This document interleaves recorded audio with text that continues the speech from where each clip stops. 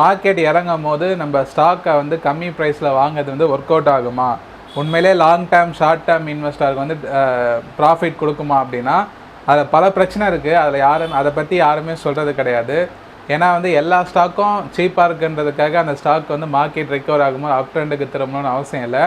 Buying எட் த tip அப்படின்றது ஒரு வாக்கியம் தானே தவிர அதை தாண்டி அந்த ஸ்டாக்கை ப்ராப்பராக அனலைசிஸ் பண்ணாமல் இன்வெஸ்ட் பண்ணிங்கன்னா பல பேர் வந்து நிறைய ஸ்டாக்ஸ் வாங்கிட்டு 10 வருஷம் 20 வருஷம் வெயிட் பண்ணி லாஸ் ஆன கதெல்லாம் வந்து ஸ்டாக் மார்க்கெட்டில் நிறைய இருக்குது. ஸோ அந்த ப்ராக்டிக்கல் டிஃபிகல்ட்டி என்ன, மார்க்கெட் சரியும் போது ஒரு ஸ்டாக்கில் டிப்பில் பை பண்ணணும்னா என்னென்ன விஷயங்கள்லாம் பார்க்கணும், அதில் என்னென்ன பிரச்சனை இருக்குது அப்படின்றதான் இந்த வீடியோவில் பேச போகிறோம். நீங்கள் லாங் டேர்ம் இன்வெஸ்டர்னாலும் சரி ஷார்ட் டேர்ம் இன்வெஸ்டரும் சரி இந்த வீடியோ ரொம்ப முக்கியமானது, கவனமாக வந்து பாருங்கள். Hello everyone, this is Balaji. வாங்க வீடியோக்குள்ளே போகலாம். ஜென்ரலாக ஒரு ஸ்டாக்கை வந்து டிப்பில் வாங்குறாங்கன்னா அது 2 டைப்பில் தான் வாங்குவாங்க. ட்ரெடிஷ்னலாக எல்லாருக்கும் தெரிகிற ட்ரெடிஷ்னல் வேன்னு ஒரு மெத்தட் இருக்குது, அதில் என்னென்னு சொல்கிறேன். ரெண்டாவது மெத்தட் வந்து டெக்னிக்கல் வே. இந்த 2 முறையில் தான் ஒரு ஸ்டாக்கை டிப்பில் வந்து மோஸ்ட் ஆஃப் த பீப்புள் வந்து பை பண்ணுவாங்க. இந்த 2 முறையை பற்றி சொல்லுவோம். அதுக்கப்புறம் இதில் என்னென்ன பிரச்சனை இருக்குன்றது வந்து சொல்கிறேன். ஃபஸ்ட்டு என்னென்னா 52 வீக்ஸ் லோ. இது உங்களுக்கு எல்லாருக்குமே தெரியும் நினைக்கிறேன். ஒரு ஸ்டாக் வந்து 52 வாரத்தோட லோவில் ட்ரேட் ஆகிட்டு இருந்ததுன்னா, அதாவது 1 இயரோட லோவில் ட்ரேட் ஆகிட்டு இருந்தால் அந்த ஸ்டாக் வந்து நல்ல டிப்பில் இருக்குது அப்படின்ற மாதிரி இந்த டேட்டாவை வச்சு அந்த ஸ்டாக் வந்து ஃபைன் பண்ணுவாங்க. இது ஒரு மெத்தட். இன்னொன்று வந்து பார்த்திங்கன்னா ஆல் டைம் லோ. ஒரு ஸ்டாக் வந்து பெரிய லெவலில் ஃபால் ஆகி ஆல் டைம் லோவில் வந்து ட்ரேட் ஆகிட்டு இருக்கும். ஜென்ரலாக ஆல் டைம் லோவில் ட்ரேட் ஆகிட்டு இருக்க ஸ்டாக் சீப்பாக தான் இருக்குமே தவிர அது வந்து ஃபண்டமெண்டலாக ரொம்ப வீக்காக இருக்க ஸ்டாக்கு தான் ஆல் டைம் லோவில் தான் ட்ரேட் ஆகிட்டு இருக்கும். ஸோ அது வந்து அந்த ப்ரைஸ் சீப்பாக இருக்குன்ற மைண்ட் செட்டில் இந்த ஆல் டைம் லோவை வந்து பார்ப்பாங்க. மூணாவது என்னென்னா மார்க்கெட் கிராஷ். ஸ்டாக் மார்க்கெட் அதாவது இண்டெக்ஸ் வந்து ஆல் டைம் ஹையில் வந்து மோர் தென் 20% 30% மேலே ஃபால் ஆகும் போது அது ஓரியன்டாக இருக்க அதை டிபெண்ட் பண்ணியிருக்க எல்லா ஸ்டாக்ஸும் சேர்ந்து ஃபால் ஆகும்.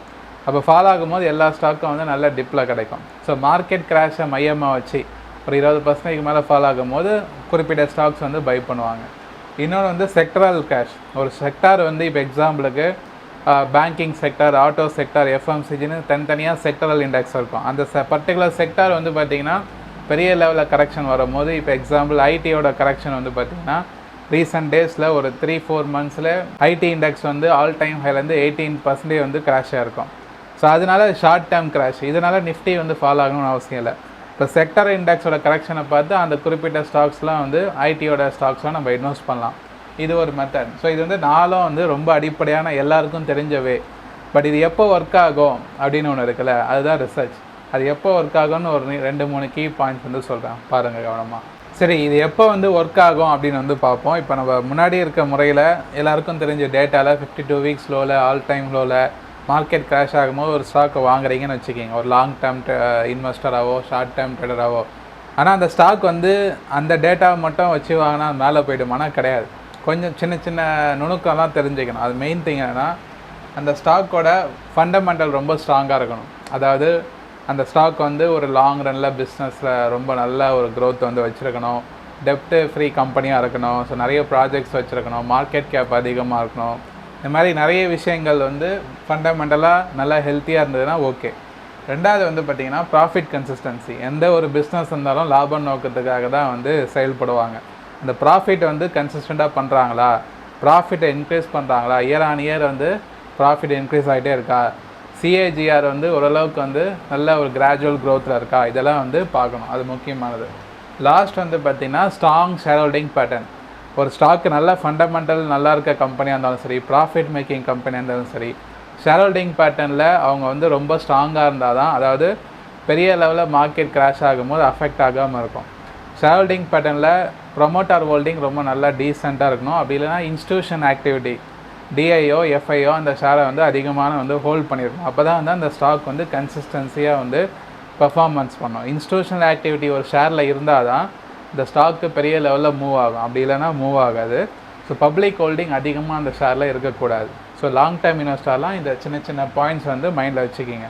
நீங்கள் முன்னாடி இருக்க பாயிண்ட்ஸில் எல்லோரும் சொல்கிற மாதிரி நீங்கள் வாங்குறதா அந்த ஸ்டாக் இந்த கேட்டகரியில் வருதான்னு பார்த்துக்குங்க. ஓகே, இது லாங் டேர்ம் இன்வெஸ்டருக்கு ஓகே. பட் இதில் என்ன ட்ராபேக் இருக்குன்னு தெரிஞ்சுக்கணும்ல, அது என்ன ட்ராபேக்ன்றது அடுத்து பார்ப்போம். இந்த லிமிட்டேஷன்ஸு நம்ம அந்த ஜென்ரல் அவுட்லுக்கை மட்டும் மையமாக வச்சு நம்ம ஸ்டாக்கை வாங்கும் போது லாங் டேர்ம் இன்வெஸ்ட்மெண்ட்டுக்கு ஓகே.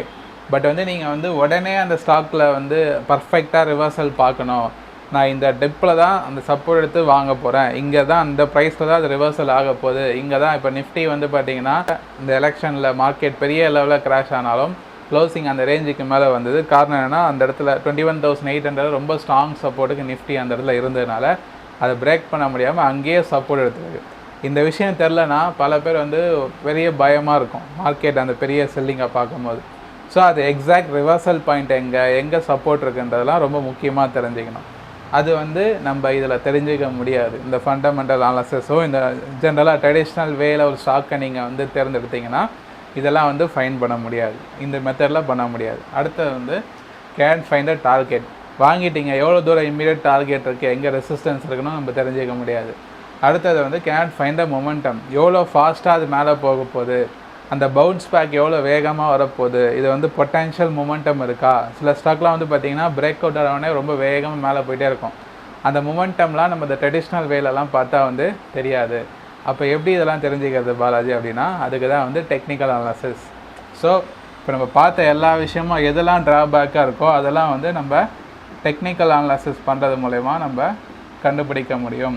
ஸோ இதுக்கு தான் வந்து டெக்னிக்கலும் நம்ம தெரிஞ்சிக்கணும். ஒரு இன்வெஸ்டர் இருந்தாலும் சரி, ஒரு ஸ்டாக்கை பெரிய லெவலில் கிராஷ் ஆகுதுன்னா இன்ஃபோசிஸ் எங்கே சப்போர்ட் எடுத்தால் வாங்கலாம், இப்போ ஐடி ஃபால் ஆகுதா, எல்லாமே ஃபால் ஆகுது, டிசிஎஸ் எங்கே சப்போர்ட் ஆக போகுது, எங்கே ரிவர்சல் ஆக போகுது, இந்த மாதிரி பாயிண்ட்லாம் நம்ம டெக்னிக்கலை வச்சு தான் கண்டுபிடிக்க முடியும்.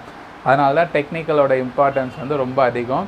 இது எல்லாருமே இன்வெஸ்டர் இருந்தாலும் சரி, ட்ரேடர் இருந்தாலும் சரி, டெக்னிக்கல் கண்டிப்பாக நீங்கள் தெரிஞ்சுக்கணும். ப்ரைஸ் ஆக்ஷன் மெத்தடை வந்து கண்டிப்பாக தெரிஞ்சுக்கணும். ஓகே, ஸோ உபயோகமான தகவல் இந்த வீடியோவில் ஓரளவுக்கு கிடைச்சிருக்கும்னு நம்புகிறேன். இதுக்கப்புறம் ஸ்டாக்கில் டிப்பில் வாங்க போகிறீங்கன்னா நான் சொன்ன பாயிண்ட்ஸ்லாம் மைண்டில் வந்து வச்சுக்கிட்டு செயல்படுங்க. ஓகே, ஸோ நீங்கள் டெக்னிக்கலை கொஞ்சம் நல்லா கற்றுக்கணுன்னா நம்ம டிஎன்ஏ ப்ரைஸ் ஆக்ஷன் ட்ரேடிங் அகாடமியில் எவ்ரி மந்த் வந்து டெக்னிக்கல் அனாலிசிஸ் வெபினார் கிளாஸஸ் வந்து நடக்கும். ஸோ ஒரு ஸ்டாக்கை டெக்னிக்கலாக எப்படி அனாலிசிஸ் பண்ணுறது, எப்படி டிப்லாம் எடுக்கிறது, எப்படிலாம் என்ட்ரி எக்ஸிட் எடுக்கணும்னு நீங்கள் வந்து கற்றுக்கணுன்னு விரும்புகிறீங்கன்னா கீழே டிஸ்கிரிப்ஷன் லிங்க் இருக்கும். அடுத்த வாரத்தில் வந்து ப்ரைஸ் ஆக்ஷன் கிளாஸஸ் வந்து ஜூன் மந்த் பேட்ச் வந்து நம்ம டிஎன்ஏ அகாடமியில் ஸ்டார்ட் ஆகுது. விருப்பப்படுறவங்க செக் பண்ணி ஜாயின் பண்ணிக்கிங்க. ஏதாவது குறைஸ் இருக்குன்னா வாட்ஸ்அப்பில் வந்து எங்கள் டீம் வந்து காண்டாக்ட் பண்ணுங்கள். கிளாஸஸ் ரிலேட்டடாக நிறைய பேர் பார்க்குறீங்க, லைக் பண்ணுங்கள், நிறைய பேருக்கு இந்த வீடியோ ஷேர் பண்ணுங்கள். ஓகே, டெலகிராம் குரூப் இருக்குது நம்ம டிஎன்ஏக்கு, டிஸ்கிரிப்ஷன் லிங்க் இருக்குது, செக் பண்ணி ஜாயின் பண்ணிக்கிங்க. மிக்க நன்றி நண்பர்களே.